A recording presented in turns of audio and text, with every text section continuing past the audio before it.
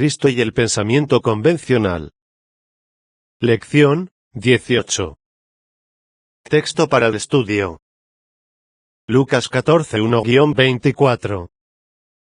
Verdad central. Los creyentes deben seguir el ejemplo de Jesús de relacionarse con los pecadores. Versículo clave. Lucas 14, 23. Dijo el Señor al siervo: ve por los caminos y por los vallados, y fuérzalos a entrar, para que se llene mi casa. Para empezar, Jesús llegó al mundo en una época en la que los líderes religiosos judíos habían añadido muchas normas y tradiciones propias a la ley. A menudo, las enseñanzas de Jesús iban contra esas tradiciones, y hubo conflicto con esos líderes religiosos.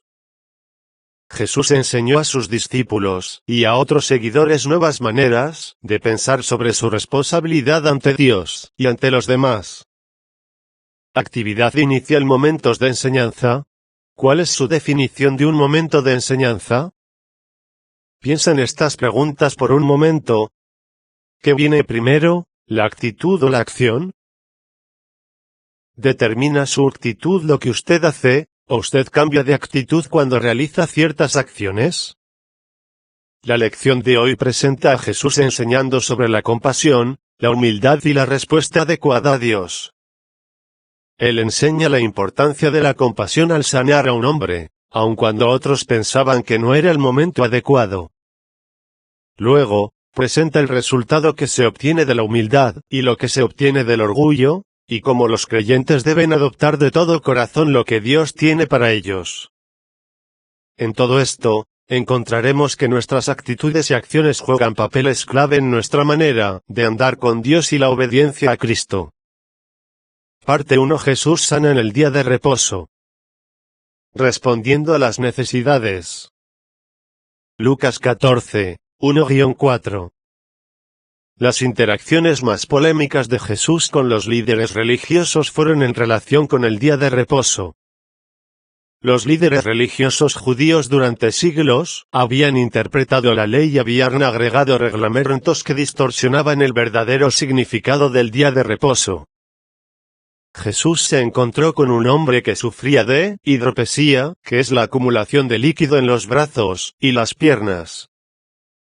Esta enfermedad en ese tiempo se consideraba incurable. He aquí, sugiere que el hombre apareció repentinamente frente a Jesús. Su presencia posiblemente fue plan de los enemigos de Jesús, para fabricar una polémica. A pesar de la motivación, Dios muestra su poder para cumplir sus propósitos. Cualquier intento de los enemigos de Jesús de atraparlo fracasó porque Jesús cumplió su propósito al sanar al hombre que estaba ante él. Pero antes de sanarlo, Jesús preguntó: ¿es lícito sanar en el día de reposo? Esto planteó un dilema para los fariseos y expertos en la ley. Por un lado, la ley misma no prohibía la sanidad en el día de reposo. Pero si reconocían que era lícito, no podrían criticar a Jesús después.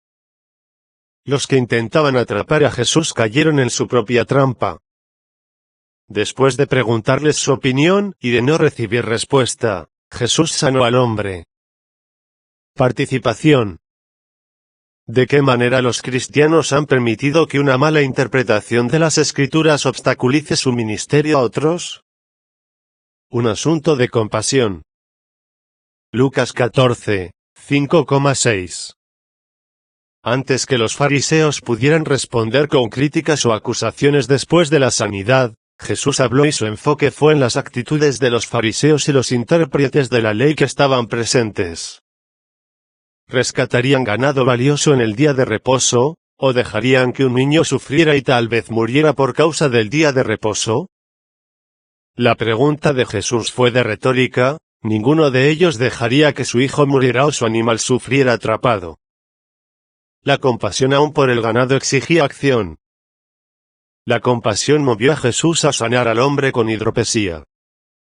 Aquellos que lo cuestionaron tuvieron que callar. No podían argumentar contra la necesidad de compasión, independientemente de si era o no el día de reposo. Participación. ¿Cómo puede el ministerio de la compasión abrir la puerta para anunciar el Evangelio? Parte 2. Jesús enseña humildad y servicio.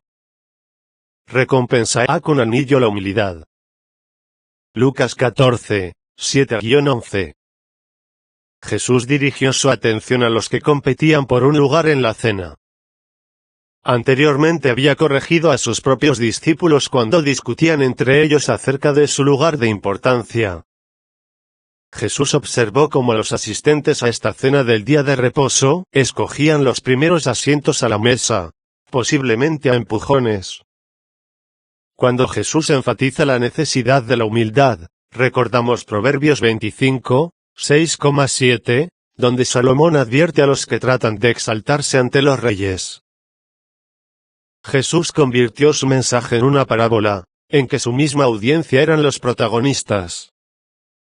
Comenzó diciéndoles que no eligieran el lugar de honor cuando los invitaran a un banquete de bodas, lo opuesto al comportamiento que estos líderes judíos acababan de exhibir.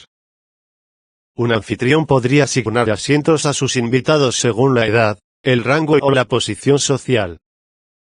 También era libre de ofrecer el lugar de prominencia a quien tenía en alta estima por alguna razón.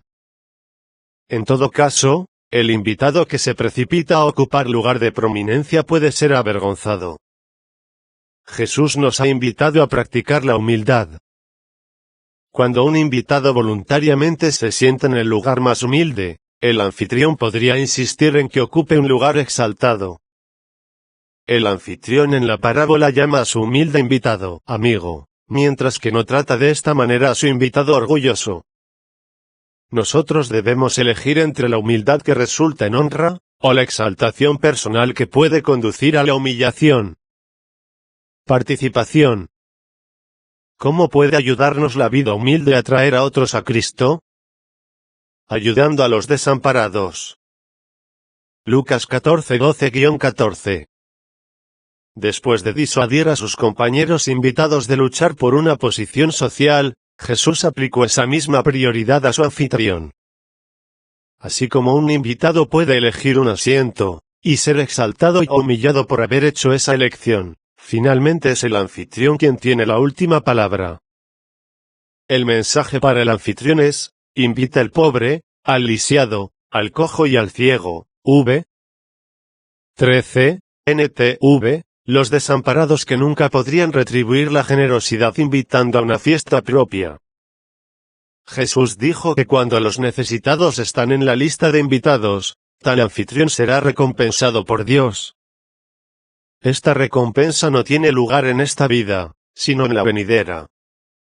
La elección es clara: uno puede aspirar a la recompensa y reconocimiento en esta tierra, o puede obrar para recibir el reconocimiento y las bendiciones espirituales eternas que vienen de Dios.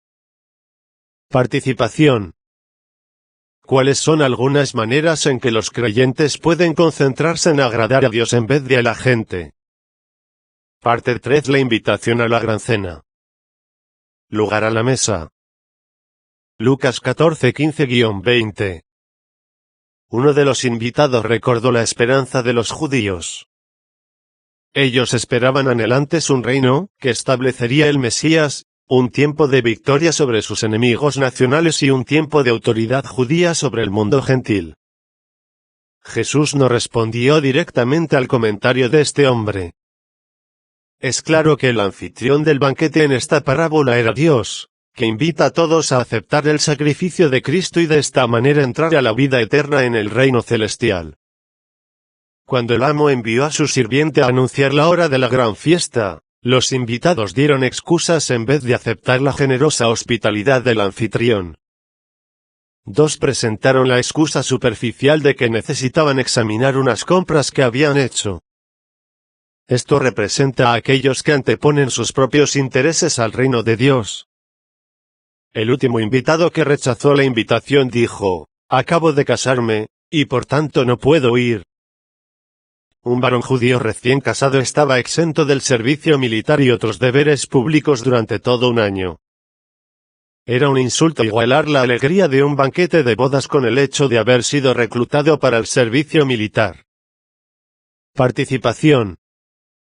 ¿De qué manera la invitación de Dios a vivir los valores del reino es más grande que cualquier otro ofrecimiento que una persona pudiera recibir? Explique. Oblígalos a venir.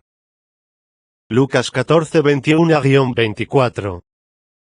El amo se enfureció cuando supo que su invitación había sido rechazada por todos los que había invitado.